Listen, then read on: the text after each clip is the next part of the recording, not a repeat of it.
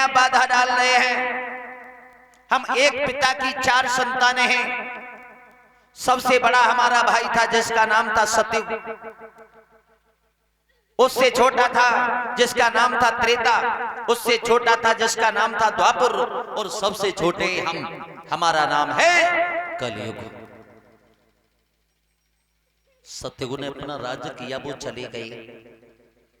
त्रेता ने अपना राज्य लिया, हिस्सा लिया, वो भी चले गए। द्वापर ने अपना राज्य किया, वो भी चले गए। अब महाराज नंबर हमारा है। जब नंबर हमारा आया और आप हमारे नंबर पे हमें मारना चाहते हो, अब तुम ही बताओ, एक पिता के 4 बेटा हैं तो चारों को हिस्सा बराबर मिलेगा या कम ज्यादा मिलेगा? बोले वो तो बराबर मिलेगा। बोले बराबर मिलेगा, फिर क्या हमें मार रहे हैं? ब्रह्मा जी की बनाई हुई सृष्टि में बाधा डाल रहे हो, ये अच्छी बात नहीं है। महाराज आप हमें मारो नहीं, मारो नहीं। बोले कलयुग तो तुम्हें मारेंगे नहीं, लेकिन हम तुम्हें रहने के लिए जगह बता रहे हैं कि तुम रहोगे तो कहां रहोगे? बोले महाराज बताओ। बोले हम जहां बताएंगे वहां रहोगे ना? बिल्कुल रहेंगे। जहां शराब का ठेका हो, शराब पी जाती हो, वहां रहोगे? महाराज जगह तो बढ़िया नहीं, थोड़े और ऊपर बढ़िया। अब ध्यान देना भाई, कलयुग को कैसी जगह बताइए, कलयुग कहां कहां रहता है। और जाऊ से अच्छी जगह, हाँ, जहां पर सास बहू में रोजाना फुटबॉल खेली जाती हो, लड़ाई होती हो, वहां रहोगे? महाराज जगह तो जो बढ़िया है, थोड़े और ऊपर बढ़िया। और अच्छी जगह, और अच्छी बताओ। जहां पर जुआ होता हो, झूठ बोली जाती हो, वहां रहोगे? महाराज थोड़े और नेक और ऊपर और बढ़िया। जहां बेस्याएं रहती होंगी, क्या आप वहां रहोगे? महाराज यही रहेंगे, लेकिन थोड़े और ऊपर बढ़िया।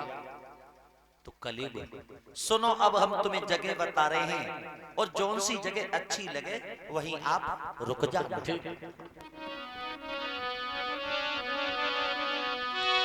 अरे खेले जहाँ पे जुआ जुआरी, वहाँ पे तुम जाइयो रे जवानी, वहाँ पे तुम जाइयो। और झूठ कपोड़ी होए ध्यान बस इतनो ही लियो।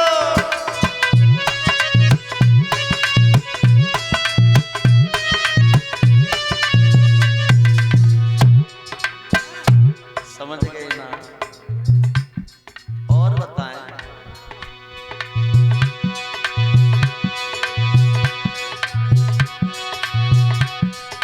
अरे जहाँ पे वही बेस्या खाना, अरे जहाँ पे वही बेस्या खाना, और लग रही मद की खान के कलयुग पाई जगह जाना।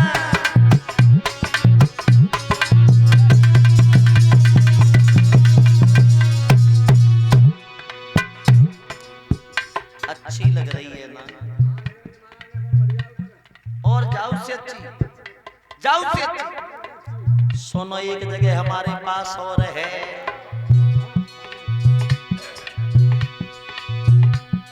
बास तेरो सोने में होएगो, बास तेरो सोने में होएगो।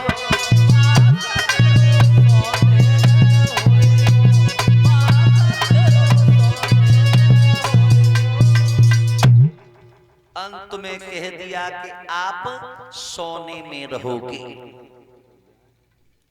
कलयुग कान लगो महाराज जहां बड़ा प्रेम से रहेंगे, लेकिन परीक्षित महाराज यहां भी शंका हो गई।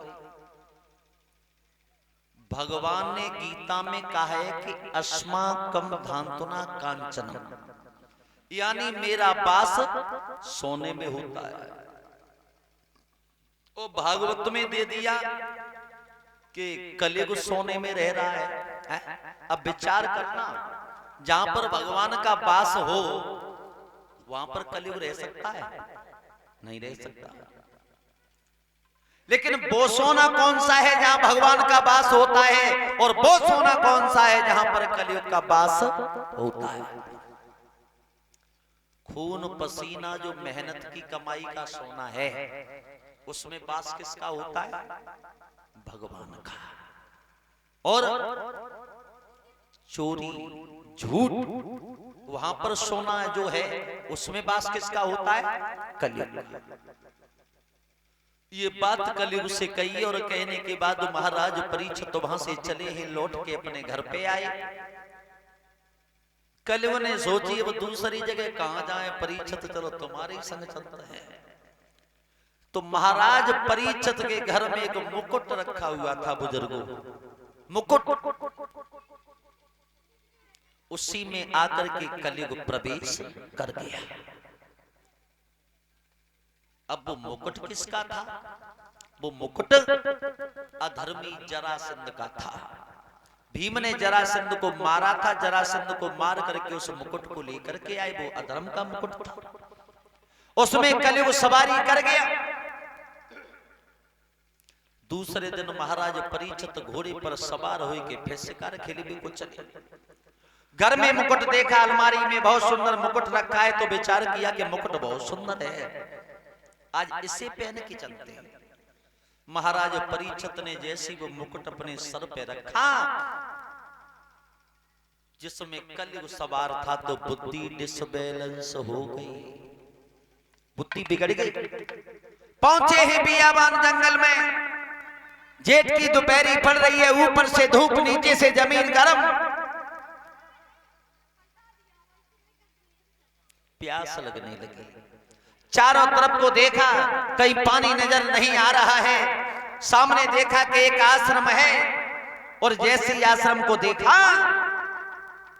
विचार की आश्रम है तो कोई महात्मा रहते होंगे, और महात्मा होंगे तो जल जरूर होगा। पहुंचे हैं आज आश्रम पे, महात्मा जी को देखा, दूर से बोले स्वामी जी जय सिया राम, जय सिया राम स्वामी जी, लेकिन आवाज नहीं सुनी। पद्मासन लगाए संत बैठे हैं। विचार किया कि इस महात्मा ने मेरा अपमान किया है, क्या मैं राजा नहीं हूं? क्या मैं कुरूप हूं? क्या मैं धनहीन हूं? क्या मैं बलहीन हूं? फिर आवाज लगाई है महाराज परीक्षित ने।